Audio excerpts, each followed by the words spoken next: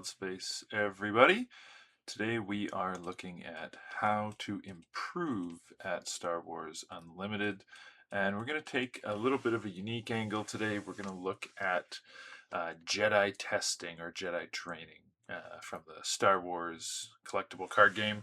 One of the games that I first grew up on and I loved. I've got here my Mind What You Have Learned Jedi testing deck, and so in the Star Wars game, these were the Jedi tests that you would put Luke through, and Yoda was there to mentor him on Dagobah, and then he would get stronger and stronger, and then you could later bring him out into the galaxy to kind of take over the game.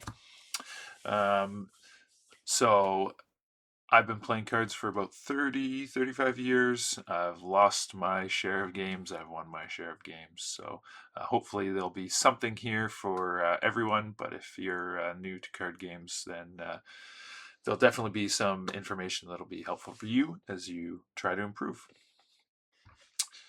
So we are going to start out with Jedi Test 1. And the card game, it's called Great Warrior. But essentially what you're doing here is finding a mentor.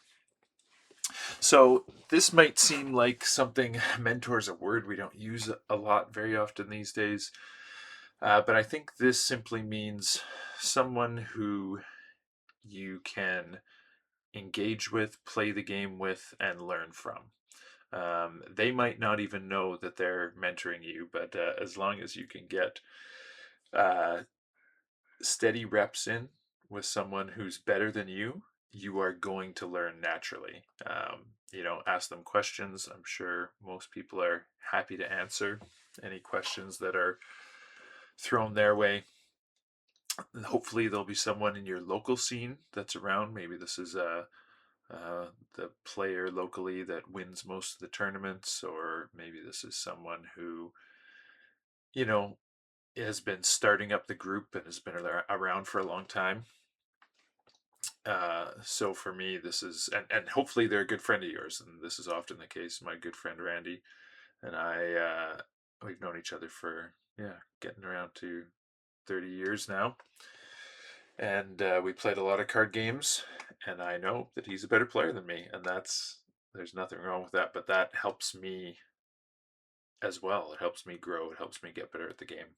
He might not realize that he is serving in this mentorship role, but I know that if I play 50 games against him, I'm going to become a better player, even if I lose every single one of them, rather than playing online or playing against maybe less competitive opponents.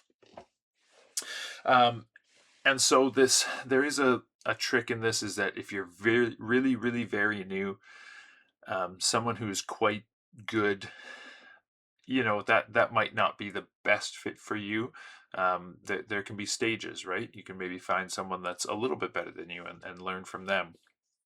If the skill gap is too wide, then maybe the person you're playing with is going to be talking about very high end theoretical competitive things, and you might still be at the beginning and kind of learning the basics. So you're gonna maybe go through a few mentors in your lifetime, or a few people that you will learn from, and as you get better, you might outgrow some of these people, and that doesn't mean that you stop being friends with them or stop playing with them, but in your head, it's always good to have someone who you're kind of thinking, okay, this is the person that I can really learn from. One thing is that you don't want to look at this relationship as a transactional thing. What can I get from you? But you want to be courteous of their time, give back. Maybe as you get better, you can help mentor learning players as well. The second test in the CCG was a Jedi Strength. This is Luke preparing to learn the ways of the Force. And for this, it's just no way around it. This is the hard work. This is the grunt work. This is the reps over and over playing the game. The best thing to do if you're starting out is to pick one deck that you like, or one deck that you think, hey, this is a competitive deck and I enjoy the play style, or I have the cards for this deck or most of the cards. and just play that deck over and over and over and over again. And once you become a master of one deck, then you can start really learning the kind of intricacies of the game on a deeper level. And make sure when you're playing the game, you have that purpose of learning in your mind. So always be thinking about, why did I win this game, or why did I lose this game, and try to focus on, maybe if I had taken this other line, a line of play, played cards in a different order, made a different attack than I did, maybe the outcome of the game would have changed. And there's going to be lots of times when you might not have people around to play, and then you can still be training yourself, right? There's lots of streams to watch online, people that are uh, recording PQs, putting all that content out there. I know Late Night Gaming and McClunky and the Nordic Takedown and Overwhelming Power, um, or Unlimited Power. I can't remember the Portland name right now. My apologies, but I know they have good quality streams as well. And so these are all places you can go back and kind of listen to the commentators and learn from them, and watch the players play and learn that way. You can read through cards, right? Cards that you don't normally play with, or even read the rules or go in the judge forums or discords and kind of see what rules interactions you can learn as well. So there's always something you can do even if you're not playing the game. The third test here in the game is the domain of evil. This is where Luke goes into the cave and kind of confronts himself, confronts his fear. And so for this, I want to talk about kind of knowing yourself, and picking a deck that's suited to you. Be honest about your strengths and weaknesses. Um, be honest about what type of player you are. If you saw our past video about the different player types, um, you can slot yourself into one of those categories, and that might help you, help lead you to a deck. Um, Another thing here is, being honest with yourself, is it's really easy to blame the cards or blame luck. Oh, he just drew better than me. Oh, you know, her deck is better than mine. That's never going to help you get better. You always have to be looking for, what you could have done better, what adjustments you could have made. And then make sure you identify like specific things that you can improve on, or specific strengths that you have, and play to those strengths. So for myself, I know that I'm not a great deck builder. I think, playing cards for 30 years, there's maybe been one or two times that I've built a deck that's been kind of off meta, or done something that people weren't already doing. So most of the time, what I do then is I find a deck that someone else has taken that I know is good, or seems like it's good, and I think it's going to be a good fit. And I learn how to play that deck, and I learn how to play it as best as I can. And so for last year, for example, to Worlds, my friend Robbie had the Kazuda odds deck.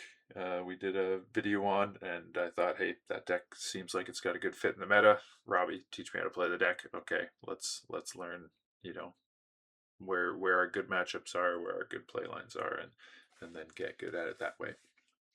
So yeah, really being honest with yourself about your strengths, your weaknesses, and how you can adapt your gameplay and your deck choices to that. The fourth test is size matters not, and this is really about the power of the mind. The last slide, we talked about being realistic with yourself, but we also need to be optimistic, right? We need to believe that we can win, or we need to believe that we can get better. Um, Self-defeat and that kind of thinking, it's just a self-fulfilling prophecy, right? You're not going to get any better that way. You need to be able to believe in yourself and believe that you can accomplish a goal. And maybe this is adjusting our goals to be realistic. Maybe it's not, oh, I want to win a PQ off the top.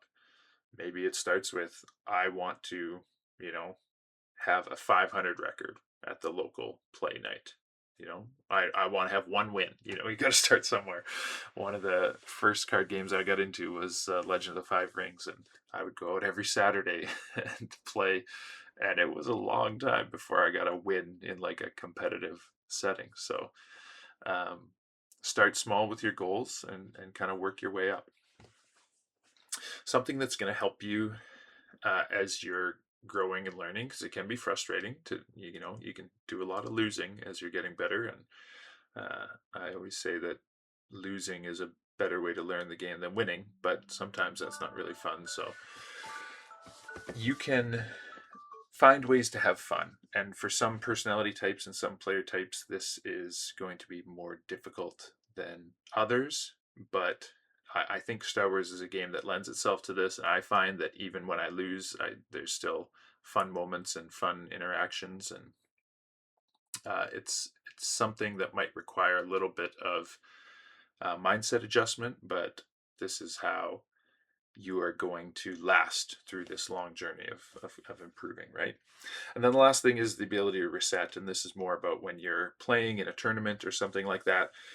Things are going to go bad. You're going to take your losses, and you want to take away what you can learn from them and not let it affect you into the next round, right? You want to be able to have a short memory. Um, One trick that I like to do in order to not, kind of sit there and be bitter that you lost is to, after a moment, take a couple breaths and then ask my opponent, like, hey, when you see this deck across from you, what are you worried about? And kind of see if I can learn how to play a matchup better that way, right? Often they can give you really good insights onto like, oh man, I'm always worried that, a Sabine player is going to do this and this and this. And then I might go, oh, okay, I wasn't thinking about that. So maybe that's something I can look at next time. So that's a really good way to kind of reset and get yourself into a learning positive mindset rather than kind of wallowing in the self pity of losing. The next Jedi test is it is the future you see. This one's about kind of predicting the future and thinking multiple plays ahead, right? Playing ahead of the curve, knowing how the game should or will play out when players are making their optimal plays. So, what actions is your opponent going to take, and what plays can you make to kind of prepare that or set them up for that? When the game first came out, one of the most difficult things to deal with was the Boba Fett leader, who's now banned. But when they flipped onto a table with 7 HP, they were really hard to deal with. So, I spent a lot of time trying to find a deck that was like, okay, what can I play the turn before so that when they flip their leader, I can take him out before he starts really running away with the game. And those are the kinds of things we were talking about here. So for every action that you are going to take in the game, you should at a minimum know what your opponent's following action would be, and likely you're kind of seeing 2 or 3 plays ahead. The more you practice, the more this will come naturally to you, and kind of the more steps into the future that you can see. And part of this has to do with matchup knowledge. So this comes back to really getting good at one deck to start out, and knowing what you need to do against specific matchups and how they're going to play into you. Watching matchups online or watching deck videos, and then also this is going to impact your advanced skills like your mulliganing and resourcing and claiming. All of these are skills that you kind of need to know how the game is going to play out. And we're going to have more focused videos on some of these skills coming in the future. And then the last Jedi test is you must confront Vader. And this is kind of more of just a fun one. It's your final boss, and this is kind of a fun goal you can kind of set in your mind of like, okay, what's a benchmark that I can show that I've really, improved in this game? Maybe it's beating the player who wins all the local events in one of your matches against them, or maybe it's someone who you recognize from online. You go to a PQ or something and play them there and get a match against them, or maybe it's something like a win and in to make the top cut at a store showdown or PQ, right? So vary your level of goals to kind of where you are in the process, and when the time comes for this, You're going to need to get rid of the nerves, take some deep breaths, focus on kind of what you've learned, and as Jedi Master Yoda says, mind what you have learned, save you a can. So we hope you enjoyed this kind of trip down the Jedi training from the lens of Star Wars CCG and how to improve at Star Wars Unlimited, and hope that it helps you improve as a player. We will see you next time.